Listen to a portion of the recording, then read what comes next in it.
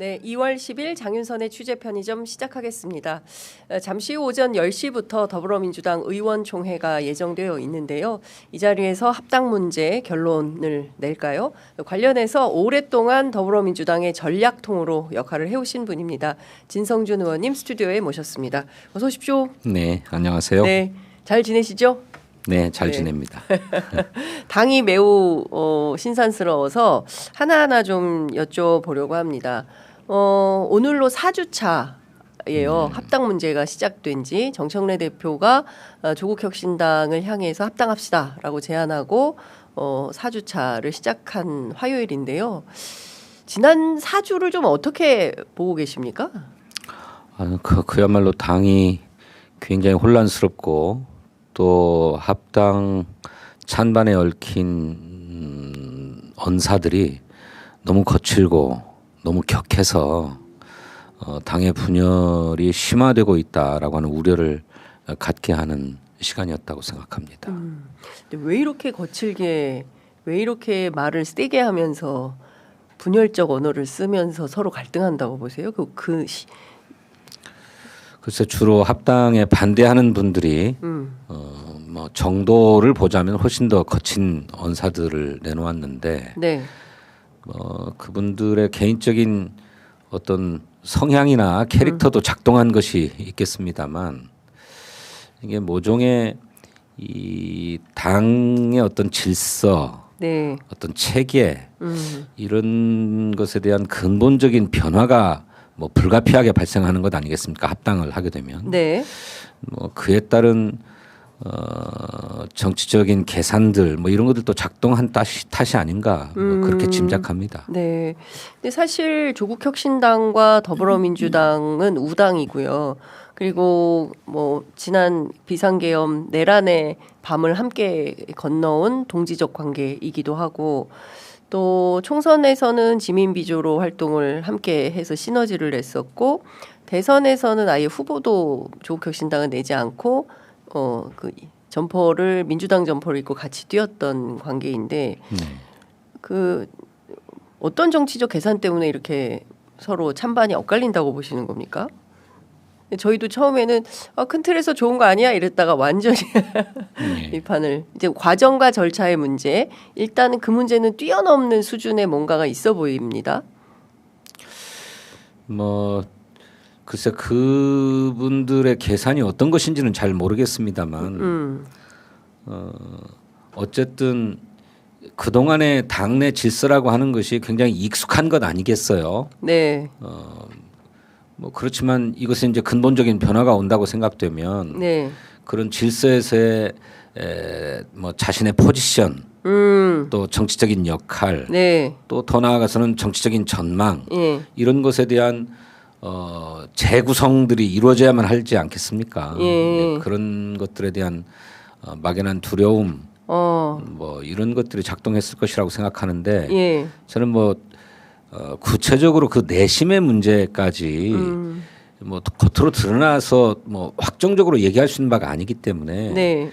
그 내심에 관한 문제를 가지고 이 문제를 접근하면 안 된다고 생각해요. 그러니까 겉으로 드러나 있는 문제 또는 우리가 객관적으로 확인할 수 있는 사실만을 가지고 네. 뭐 논쟁을 하더라도 해야지. 자꾸 당신의 속내가 무엇이냐로 들어가게 되면 네. 그 속내는 아무도 입증할 수 없는 거잖아요. 이걸 가지고 논의를 하면 뭐 찬반 어느 쪽에 서든지 간에 네. 문제가 있다고 생각하고 확인할 수 있는 객관적인 사실과 근거를 가지고 논의해야 된다고 생각합니다. 네. 지적하셨던 것처럼 정청래 대표의 제안이 그간의 당내에서 논의되어 오지 않은 상황에서 이를테면 갑작스럽게 이루어졌기 때문에 네. 당의 최고 지도부인 최고위원회의 어떤 의사결정 없이 네. 당대표가 독단적으로 당을 대표해서 상대 당에게 합당을 제안할 수 있는가라고 하는 절차적인 문제의식에서 출발했다고 생각해요. 네. 그런데 이제 왜 그럼 그렇게 급작스럽게 당내 의견 수렴도 없이 제안했느냐 하니까 이제 여러 가지 억측들이 작동하는 거죠. 그렇지만 그 억측들은 이렇다 할 근거가 있는 것은 아닌 것으로 보여요. 예. 그 이를테면 지금 말씀하신 대로 그 일부 최고위원들 같은 경우에는 이제 공개적인 SNS를 통해서 이재명의 민주당을 정청래와 조국의 민주당으로 바꾸려고 하는 거 아니냐라는 비판. 그러다 보니까 이제 조국혁신당의 그 조국 대표는 기자회견을 열어서 그 민주당의 뭐 권력투쟁, 정치투쟁의 당을 끌어들이지 말라라는 비판도 하고 있고, 그러니까 흡사 지금 벌어지는 양상이 무슨 포스트 이재명을 둘러싸고 권력 갈등을 하고 있는 거 아니냐. 뭐 저희뿐만 아니라 뭐 다른 뭐 기성 언론들도 이제 그런 관점으로 보는데요. 아니, 본질이 거기에 있다고 보십니까? 그게 다 억측이라는 거예요. 그게 다 억측이다. 지금은 저희 당은 단일성 집단 지도 체제를 이루고 있는데 정청래 당 대표가 이를테면 당의 중심이고 대표잖아요. 그런데 여기에 조국혁신당의 대표가 다시 들어오게 되면 그게 어떻게 정청래 당이 됩니까? 지도력을 반분할 수밖에 없는 것 아니겠어요? 지도력 반분. 그런데 그게 이재명의 당에서 정청래의 당으로 바꾸려는 것이다라고 하는 게 성립하는 얘기입니까? 그렇지 않다고 생각하고요. 또 무슨 차기 대권 뭐 이런 문제들을 얘기하는 분들도 있는데 아니 이제 대통령의 임기가 2년 차이긴 하지만 1년도 다 지나지 않았습니다. 8개월. 앞으로 대통령 임기가 4년도 더 넘게 남은 상황에서 무슨 차기 대권 운운합니까? 그것도 그냥 억지스러운 얘기에 불과하다. 그러니 그런 물론 절차가 생략되었기 때문에 난데없고 뜬금없는 제안이라 그것을 어떻게 해석해야 될 거냐라고 하는 고심은 있겠지만 그 견강부여식으로 자꾸 그렇게 끌어붙일 일은 아니다. 그러다 보니 그게 인신공격이나 정치적 공격으로 자꾸 비화되는 거고 그 때문에 감정의 앙금이 더 커지는 것 아니겠습니까? 그러니까요. 그런 논의는 바람직하지 않다고 생각하고 말씀 그대로 정청래 대표도 지방선거 승리를 위해서 조금이라도 도움이 될까 싶어서 제안했다라고 하는 것 아닙니까? 그렇다면 정말 조국혁신당과의 합당이라고 하는 것이 지방선거에 도움이 되느냐 안 되느냐 그 손익을 냉정하게 따져보려고 접근해야 그야말로 합리적이고 과학적인 태도라고 생각해요. 그러니까 저도 사실은 민주당 굉장히 오래 출입한 출입 기자로서 민주당의 일처리가 이러진 않았던 것 같거든요. 그러니까 어떤 일을 하려고 할 때 일이 되어가는 과정을 보면 일단 데이터 분석하고 여론조사도 돌려보고 뭐 이렇게 해서 합리적이고 합당한 근거를 가지고 내부 논의를 붙이고 그 내부 논의를 통해서 단위별로 의사결정이 되고 그 결정된 의사를 가지고 뭐 일부는 언론에 간혹 던져서 간도 보기도 하고 뭐 그게 합리성이 결여됐다 싶으면 얼른 접고 뭐 이렇게 그동안 일하는 걸 저는 늘 봐왔는데 이게 아무 내부 논의 없이 그냥 어느 날 갑자기 툭 조국혁신당을 향해서 그 민주당 내부도 아니고 조국혁신당을 향해서 공개적으로 던지고 그 부분에 대해서 후에 논의하는 방식으로. 근데 이번이 처음은 아니었던 것 같아요. 과거에 보면 내란 전담 재판부 설치법을 할 때도 그랬고 이런 일들이 한두 번이 아니어서 사실상 지난 일요일 날 있었던 고위당정청 회의 때도 약간 불협화음들이 생기는 거 아니냐. 일하는 방식에 대한 문제 제기도 있는 것 같아요. 그 점은 의원님들 사이에서는 좀 어떤 판단이 있으십니까? 네, 말씀하신 것처럼 그런 일련의 과정들을 통해서 제안이 되었더라면 훨씬 좋았겠다. 그리고 그렇다면 이런 문제로까지 이렇게 비화되지는 않았을 것이다라고 하는 관측이 많죠. 그런 절차상의 문제, 과정상의 문제는 굉장히 성급했고 또 굉장히 거칠었다라고 하는 평가가 일반적인 것 같습니다. 뭐 그렇지만 그것이 정청래 리더십의 한계다라고 볼 것은 또 아니라고 저는 생각하고요. 우리 장윤선 기자께서도 말씀하셨던 것처럼 조국혁신당과 더불어민주당이 이를테면 크게 다르지 않은 정당이고 같은 길을 걸어왔다라고 하는 인식들이 있는 것 아닙니까? 네. 그럼 민주당에도 있고 예. 조국혁신당에도 있는 거라고 생각해요. 그렇겠죠. 예. 그러니 뭐 언젠가는 두 당이 합치게 될 것이다라고 하는 건 일반적인 관측이고 네. 또 그렇게 되는 것이 바람직하다고 보는 게 보편적인 생각이었을 거예요. 네, 대통령께서도 평소 지론 이렇게 예. 네 글자로 정리를 하셨죠. 그러니까 정청래 당 대표도 예. 큰 문제 의식 없이 이를테면 제안해도 뭐 언젠가 될 얘기가 이제 꺼내져 왔다. 무리 없이 지방선거를 추진될 앞두고 거다. 뭐 그렇게 쉽게 생각했을 수 있다고 생각합니다. 네네. 그렇게 억지스러운 통합으로 보이지 않잖아요. 그런데 이제 그럼에도 불구하고 지방선거를 앞두고 조국혁신당과의 합당이 그야말로 선거상의 실익이 있느냐 네. 또는 선거상의 손실이 있느냐를 예. 한번 판단해 보는 과정은 있었어야 했을 것이다 하는 생각이 들어요. 네네. 그러니까 단순하게 얘기를 하면 양당의 지지층이 비슷한 정치 성향을 가지고 있는데 네. 선거 때 두 개의 선택지로 나누어져 있으면 뭐 표가 갈린다라고 쉽게 생각할 수 있지요. 네. 그러니 두 당이 합치면 예. 선택지가 단일해지니까 예. 산술적인 통합 예. 또 그에 따른 시너지가 있다고 판단했을 수 있어요. 예. 그런데 좀 한꺼풀만 더 벗기고 들어가 보면 네네. 양당의 핵심 지지층들 가운데는 오히려 자기 정당에 대한 충성도가 상당하게 자리 잡고 있는 것 같고 네. 또 조국혁신당이 가지고 있는 아주 원칙적인 입장에 대해서 예. 너무 급진적이라거나 뭐 이런 평가가 있는 온건한 이른바 중도 유권자들도 있는 게 사실이고 네.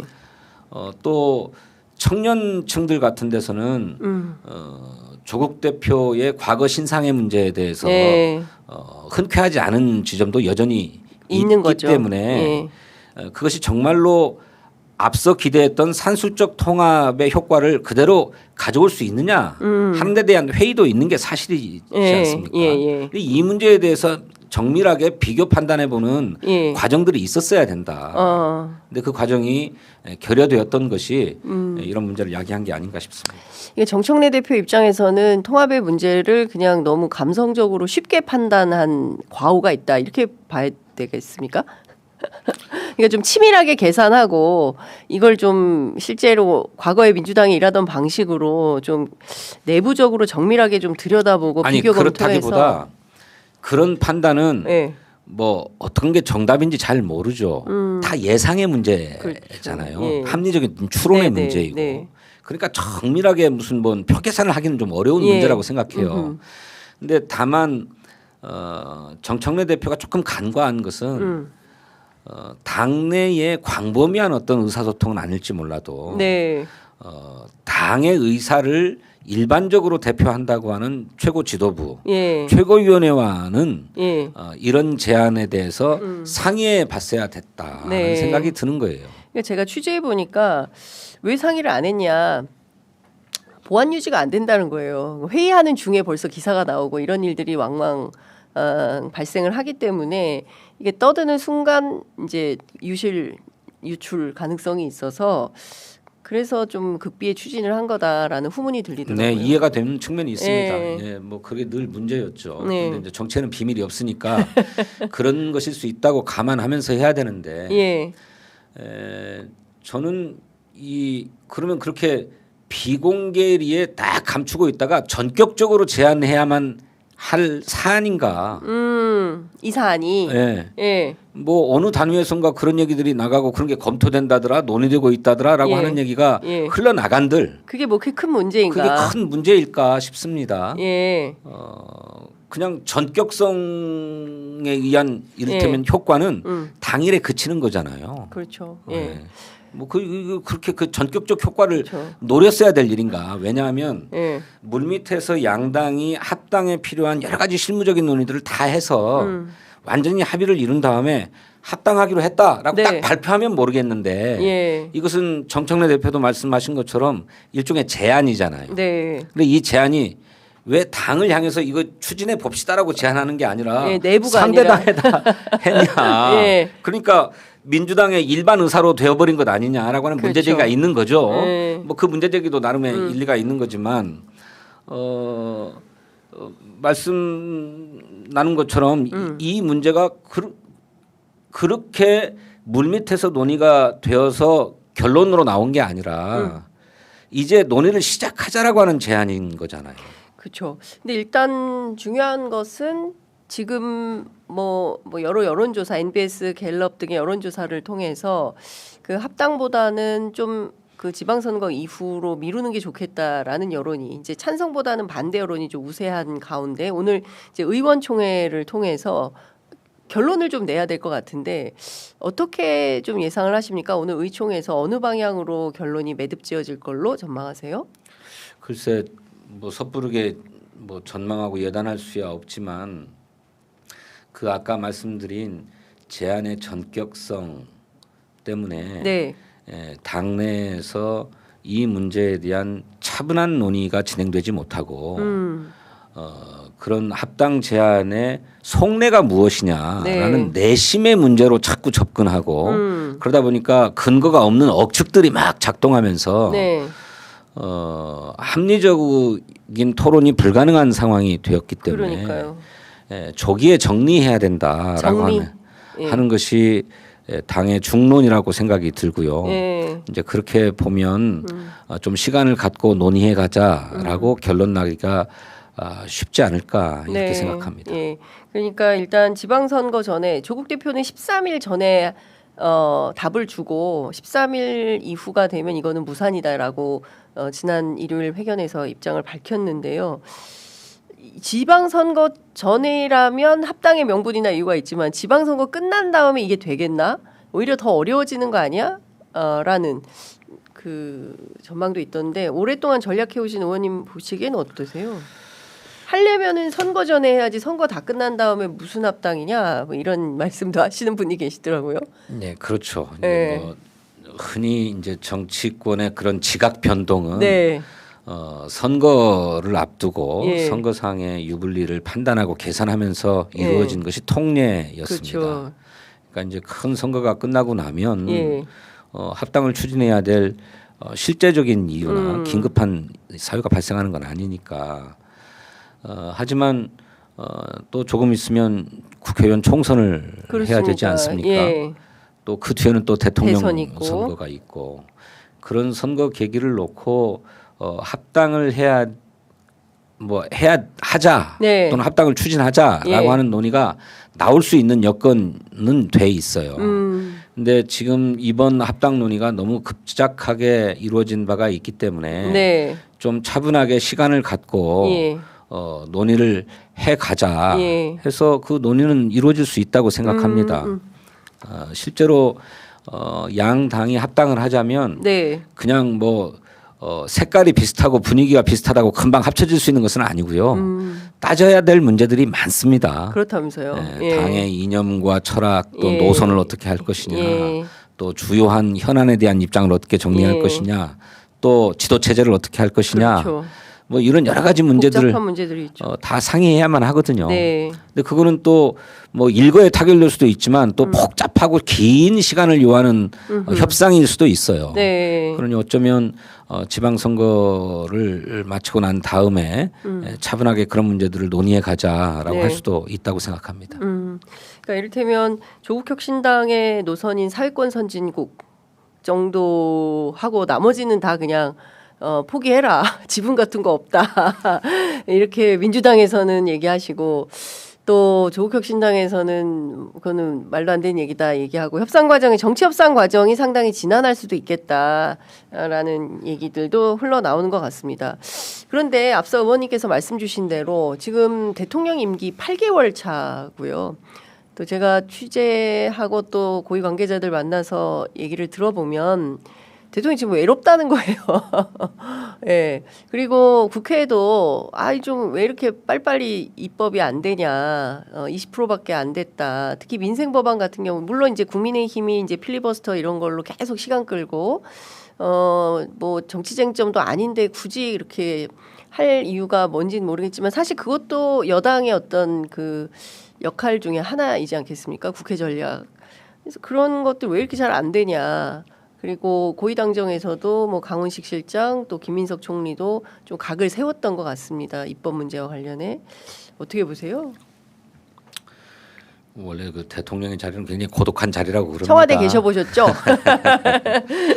임기 8개월 차 대체로 문재인 정부 때의 임기 8개월 차는 어땠습니까? 그때도 이렇게 국회하고 갈등이 있었습니까? 아니요, 그때는 네. 여당이 소수당이었습니다. 그랬네요. 그때는 예. 그래서 국회에 뭘 크게 맞아요. 기대하기가 어려운 예. 그런 상황이었어요. 그랬죠. 그래서 2018년 총선에서 대거 압승을 했었죠 민주당이. 예. 2020년 총선에서. 2020년인가요? 아, 그러네요. 네. 예, 2018년은 2018년 지방선거였고 지방선거 때도 압승했습니다. 예. 그런데 이제 지금은 민주당이 거대 의석을 가지고 있으니까 대통령으로서는 아니 저렇게 큰 의석을 가지고 있는데 그러니까. 왜 국정 과제들이 예. 입법으로 뒷받침되지 못하는가, 예. 왜 속도를 못 내는가 예. 답답해하실 수 있고 그 예. 심정은 충분히 이해합니다. 예. 근데 대통령도 그런데 모르시지는 않아요. 대통령의 주요 국정 과제들이 민생에 굉장히 많이 치중되어 있는데 네. 그 민생 입법들을 다룰 상임위원회는 네. 주로 야당이 국힘이 위원장을 맡고 위원장. 예. 있어요. 그래서 그 상임위원회에서도 다수 당은 민주당이 점하고 있지만 위원장이 사회권을 쥐고 있기 때문에 위원장이 법안을 상정한다거나 또는 의사를 진행시키지 않으면 네. 통과되지가 않거든요. 네. 그래서 정말로 뭐 여야 간에 뭐 정치적으로 쟁점이 있을 수 없는 그런 네. 법안들조차도 예. 저희들이 패스트 트랙을 지정해야만 했어요. 대표적인 게 반도체 특별법 예. 아닙니까? 그렇죠. 또 은행법, 예. 은행 가산금리를 뭐 은행이 부담해야 될 거를 은행 소비자에게 전가시키는 예. 것을 막도록 하는 은행법. 뭐 이런 것들조차도 여야 간에 이견이 있을 수 없는 법이거든요. 그런데 그게 다 논의가 되지 않아서 네. 패스트트랙을 지정해야만 했고 그 패스트트랙 시기가 종료될 직전에 합의되어 가지고 처리되고 뭐 이랬거든요. 네. 그러니까 그런 국회의 어떤 구조 이런 문제를 감안하지 않을 수 없습니다. 예. 뭐 대통령께서 민주당의 답답함을 토로한 것이기도 하지만 동시에 국회의 그런 구조에 네. 대해서도 또 야당의 그냥 발목 잡기에 대해서도 답답함을 토로하신 거다 그렇게 생각합니다. 그러니까요. 지금 뭐 최근에 선거 앞두고 국민의힘 내부에 가장 극우에 가깝다는 김민수 최고위원도 예. 뭐 윤호개인에 대해서 그리고 또 부정선거 가지고는 선거 못 치른다 이제 이렇게 입장을 바꾸면서 뭐 국회에서도 기조 변화가 있을지 뭐 그것도 좀 지켜봐야 될 일이지만 그럼 현재로서 여러 가지 당면하고 있는 이런 여러 의제들에 대해서는 어떤 해법이 있을까요? 당장 뭐 부동산만 하더라도 대통령께서 지속적으로 지금 새벽이고 네. 아침 오늘도 보니까 어제도 12시 밤 12시 20분에 올리고 뭐 그랬던데 이 부동산 문제와 관련해서도 결코 물러서지 않겠다. 투기꾼들하고의 이제 전쟁에서 승리하겠다라는 입장을 분명히 하고 있는데 국회가 좀 적극적으로 뒷받침하고 서포트할 일이 없습니까? 왜 없겠습니까? 네. 해야죠. 당연히 뒷받침돼야 된다고 생각합니다. 근데 저도 이제 대통령과 똑같은 문제 의식이지만 이제 당은 또 조금 생각이 다른 대목이 있는 것 같아요. 예. 지방선거가 이제 뭐 얼마 남지 않았기 때문에 예. 이 대단히 민감한 부동산 문제를 특히 세제와 관련된 문제, 부동산 세금과 관련된 문제를 정면으로 꺼내드는 것을 좀 부담스러워합니다. 보유세 문제요? 뭐 보유세를 포함해서 어떤 것이든 네. 뭐 세금 문제는 민감한 문제죠. 네, 어느 예. 국민이 세금 좀 더 내자라고 하는데 좋아하시겠어요. 예. 그래서 부동산 보유세 문제 뭐 이런 문제가 작년 말부터 제기되어 왔지만 네. 그 당시에도 선거가 눈앞에 있기 때문에 당에서는 논의하지 않겠다라고 탁 선을 그은 바가 있거든요. 네. 근데 지금은 그때보다 더 선거에 가까운 때잖아요. 지금 이제 공천 초반 작업들이 막 시작되고 있고요. 네. 그래서 당으로서 좀 부담스러워하는 대목이 있는 것 같습니다. 그런데 저는 당이 그럴 게 아니고 네. 부동산 세금에 따른 국민의 민감성보다 서울의 집값을 또 잡지 못해서 발생하는 주거비 부담이 네. 훨씬 더 선거에 큰 타격을 준다고 생각해야 된다고 저는 봐요. 당이. 네, 당이. 예. 그래서 지금이라도 네. 물론 그렇게 한다고 뭐 집값이 다 잡힐 거다라고는 네. 할 수 없지만 예. 집값을 잡기 위한 노력은 다 해 가야 된다라고 생각하고 네. 지금 무슨 관련 법안이 나온다고 해도 곧바로 입법될 수 있는 게 아니고 국민의 의견도 수렴하고 또 상대 정당의 입장도 들어봐야 되고 상당히 논의의 과정이 불가피하게 있을 것이기 때문에 지금부터라도 당이 정책적 방침을 내놓고 법안도 내놓고 하는 노력들을 해가야 된다고 저는 생각해요. 그런데 이걸 모두 다 덮어놓고 선거 이후로 미루자라고 네. 하고 있으니까 대통령으로서는 좀 답답하게 답답한 느낄 수 거죠. 있죠. 예. 네. 그 전준철 특검 후보 추천 문제와 관련해서 이른바 이제 진실 공방이 펼쳐지고 있고 이성윤 최고위원에 대해서는 그 이건태 최고위원이 사퇴해라, 책임지고 물러가라, 뭐 이런 요구까지 하고 있습니다. 그 당에서 어떻게 이런 사람을 추천할 수 있냐라는 비판도 있고 실제 청와대 안에서 대통령이 불쾌감을 표시했다라는 기자들의 취재도 있습니다. 어떻게 보세요? 글쎄요, 이제 과거에도 이건 뭐 흔한 일은 아니지만 네. 그런 인사 사고가 없는 것은 아니었습니다. 예. 그 충분한 수기라든지 또는 검증이 생략된 채 추천되어 가지고 사후에 문제가 된 경우가 있었어요. 네. 그래서 당은 나름의 시스템을 만들었는데 인사 시스템. 예, 예. 그게 이제 국회 추천 공직자 인사추천위원회라고 하는 기구입니다. 이게 민주당 안에 있는 거죠? 그렇습니다. 예, 국회 추천 공직자 인사추천위원회. 그 원내 조직입니다. 예. 제가 박홍근 의원이 원내 대표로 일하고 제가 원내 수석으로 일할 때 예. 그 직전인가 문제가 있어서 예. 저희들이 이런 추천위원회를 구성해서 네. 인사 추천도 좀 광범위하게 받고 또 검증도 좀 해야 되겠다 예. 해서 이제 그 시스템을 굴려왔는데 예. 이게 특검 후보를 추천하는 데는 이 시스템이 작동하지 않았다는 거예요. 왜요? 그러니까 그걸 잘 모르겠는데 아마도 무슨 뭐 역시 똑같은 이유로 뭐 그런 데서 논의하면 또 뭐 특검 후보로 누가 거론된다 어쩐다 이런 얘기가 흘러나가는 것이 좀 부담스러웠던 것 같습니다. 보완을 철저히 해야 되기 때문에 검증을 안 했다는 게 말이 검증을 됩니까? 안 했다기보다 예. 그 시스템에 태우지 않은 거죠. 이 시스템에 태우질 않았다. 예, 태우지 않고 예. 우리 당에 이제 율사 출신들도 예, 많고 또 예. 검사 출신들도 있으니까 예. 그분들의 경험에 의존해서 좋은 분을 추천해 달라 해가지고 그냥 추천한 경우에 해당하는 것 같습니다. 이게 말이 됩니까, 의원님? 그래서 경솔하게 예.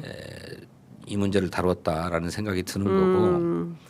그러니까 너무 한 분의 판단에 너무 과도하게 의존한 것 같아요. 이번에 보니까 이성윤 최고위원이 전적으로 내 책임이다 이렇게 얘기를 예. 하고 사과를 했던데 예. 그 이성윤 최고의 말씀을 들어보면 함께 윤석열 정부 체제에서 싸웠다. 김건희 수사를 해왔고 예. 그것 때문에 탄압도 받았다. 예.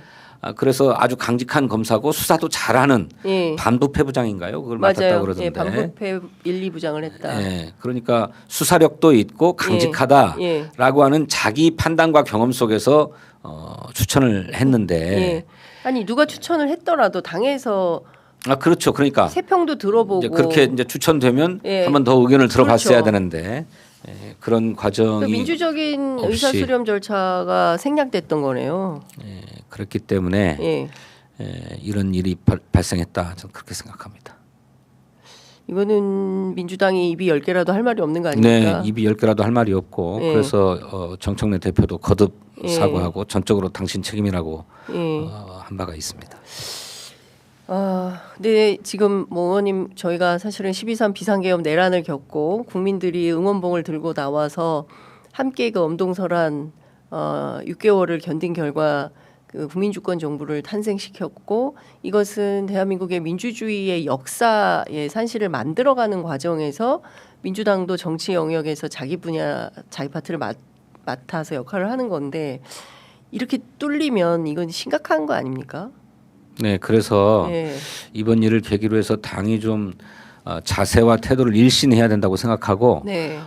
실제로 당내에서 최고위원회를 비롯해 가지고 모두가 다 예. 뭐 누구 탓을 할 수 없을 정도로 너무 우리, 너무 네, 좀 모두의 책임이다라고 하는 인식을 갖고 있습니다. 예. 그러면 지금 의총에서 뭐 합당을 한 해 만에 이게 아니라 물론 그것도 중요하겠지만 당 전반의 지금 상황을 좀 점검하고 그래야 되는 거 아닙니까? 아마 오늘 의원총회가 열리면 네. 그런 문제들도 지적되고 예. 뭐 제기되지 않을까 싶습니다. 그러니까요. 사실 지금 민주당이 해야 될 역할들이 많이 있습니다. 지금 보면 뻥뻥 뭐 김건희 관련된 관련자들 어제만 하더라도 김상민 검사 세상에 현직 검사가 무슨 그림 뭐 사오는데 중간에 뭐 중간 경매상을 했다는 겁니까? 이게 말이 됩니까? 예? 뭐 무죄 나왔죠. 그 집사 게이트의 김혜성 씨도 무죄 나왔죠. 그 앞전에 여러 김건희 씨와 관련된 사건들이 전부 무죄가 나오고 있는 이런 상황에서 이거 19일 날 있을 내란 속의 윤석열의 재판이 또 어떻게 될지도 모르고 그 검찰 개혁, 법원 개혁 어디로 어떻게 가는 건지도 지금 알 수가 없고 점검해야 할 것이 상당히 많은 것 같다라는 생각이 좀 드네요. 예, 그래서 저희들이 2차 특검, 종합 특검을 추진한 것입니다. 그러니까요. 지금 가장 크게 수사에서 허점이 드러나고 있는 곳이 김건희 특검인데, 네. 김건희 특검이 아니라 그 특검에 파견되었던 검사들이, 그러니까요. 예, 한때 그 검찰 개혁에 항명하고 반대해서 예. 뭐 그렇죠. 검찰로 돌아가겠다고도 돌아가겠다. 하고 하지 않았습니까? 연판장 써가지고 네. 입장문 내고 그랬죠. 그래서 그 파견된 검사들의 수사 의지도 굉장히 취약했고 맞습니다. 예. 또 그 검사 동일체주의가 작동해서 예. 뭐 이를테면 감싸주기식 얼렁뚱땅 수사가 있었던 게 아니냐 싶기도 하고요. 맞습니다. 또 기소 과정에서도 그런 법리적인 검토를 치밀하게 하지 못한 채 한 것도 좀 보여요. 그래서 이제 2차 특검을 통해서는 그런 오류들, 한계들을 완전히 좀 극복해서 네. 제대로 단죄가 이루어질 수 있도록 해야 되겠다라고 예. 저희들은 생각하고 있고요. 예. 또 동시에 사법부에도 강력한 경종을 울려야 된다고 저는 생각합니다. 네. 지금 사법부의 판단이 일단 일반 국민의 법감정으로는 이해하기 어려운 법리들이 동원되어 가지고 맞습니다. 기각되거나 무죄되거나 이랬다는 거잖아요. 그렇습니다. 대표적인 게 박성재 전 법무부 장관 아닙니까? 네, 그렇습니다. 그래서 이 일선의 판사들이 그야말로 뭐 법관의 양심에 따라서 재판을 한다고는 하는데 이들의 법리나 이들의 이렇게 법의식에 대해서도 경종을 울릴 필요가 있다. 그렇게 생각합니다. 알겠습니다. 오늘 묵직한 주제로 의원님 모시고 말씀 좀 들어봤습니다. 특히 이제 선거 앞두고 여러 가지 판세 분석이나 그 다음에 전략적 판단 이런 게 굉장히 중요한 시점이 점점 오는데요. 왕왕 모시고 말씀을 좀 들어보도록 하겠습니다. 네. 오늘 말씀은 여기까지 듣겠습니다. 감사합니다. 감사합니다.